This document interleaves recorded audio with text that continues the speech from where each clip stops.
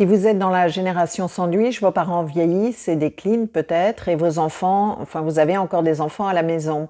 Et peut-être aussi que vous avez des conflits ou même une grande distance entre les générations.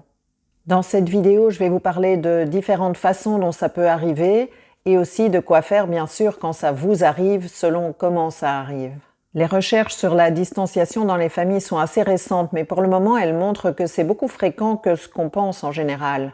Et une étude américaine montre que 27% des personnes vivent une distanciation délibérée ou une rupture avec au moins un membre de leur famille. Les recherches ne montrent pas encore si ce phénomène est en augmentation ou en diminution, mais il est possible que le nombre de célébrités qui partagent publiquement les ruptures ou les distanciations dans leur famille font que les gens sont un peu plus enclins à partager aussi leurs difficultés familiales. Et je vous propose de cliquer sur like si vous avez une distanciation ou une rupture dans votre famille pour que vous ne vous sentiez pas seul, tous ceux à qui ça arrive.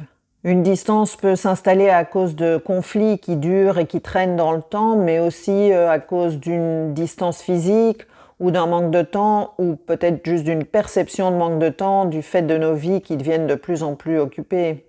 J'ai un client qui n'a plus de contact avec son fils aîné, qui est un adulte et qui vit à moins de 10 minutes de chez son père et qui pourtant n'appelle jamais et ne vient jamais. J'ai essayé de convaincre ce client, enfin en tout cas je lui ai proposé de prendre les devants et d'appeler en premier pour essayer d'arranger quelque chose, pour essayer de voir son fils, mais il y a quelque chose qui le retient. Peut-être vous aussi vous avez quelque chose qui vous retient de reprendre contact avec quelqu'un avec qui il y a une rupture. Alors moi je trouve que c'est dommage, mais je reconnais volontiers que j'ai une préférence marquée pour l'exploration des difficultés dans les relations plutôt que de les laisser se dégrader et de laisser la distance s'installer.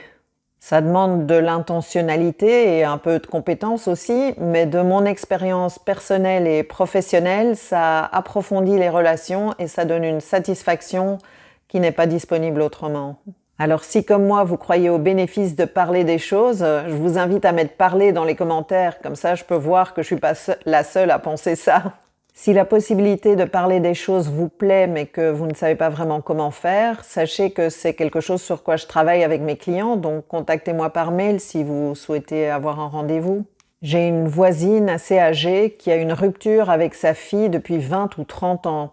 Apparemment, sa fille a arrêté de vouloir lui parler et elle ne sait toujours pas pourquoi. Et c'est assez triste pour elle. Si vous avez une situation radicale comme celle-là, sans doute le mieux que vous puissiez faire, c'est de travailler à être en paix avec cette situation le plus possible. C'est aussi quelque chose sur quoi je travaille avec mes clients. Alors parfois, la communication peut aider avec les impasses relationnelles, mais il y a 2 points de vigilance à avoir. Une de mes clientes en thérapie avait des conflits avec ses sœurs concernant des décisions à prendre pour leur mère qui déclinait. Je l'ai aidée à formuler certaines choses différemment et aussi à lâcher prise sur d'autres choses, et ça a permis aux relations de s'apaiser. Donc il y a 2 choses qui ont aidé ma cliente à apaiser ses relations avec ses sœurs. La première, c'est d'améliorer la communication, et la deuxième, c'est de lâcher prise sur certaines choses. Je vais détailler ça. Pour améliorer la communication, j'ai 2 clés pour vous. Quand vous avez un ressenti que vous voulez exprimer, en général, c'est de la tristesse ou de la colère qu'on sent le besoin d'exprimer.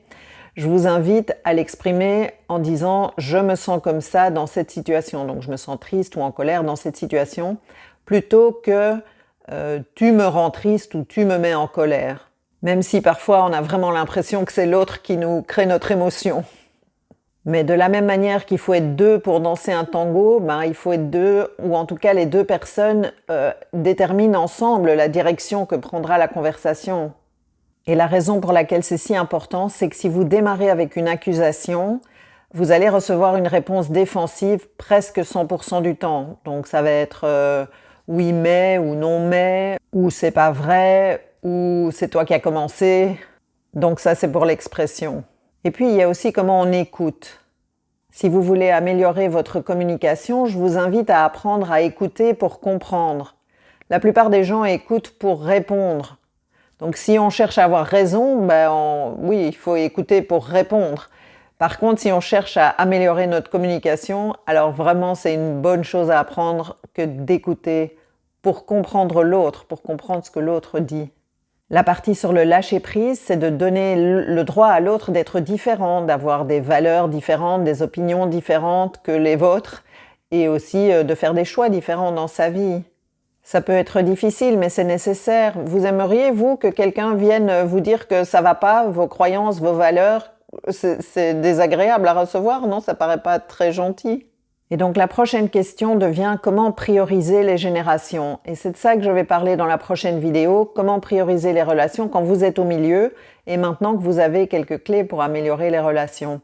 Donc cliquez sur l'image et puis on se retrouve là-bas.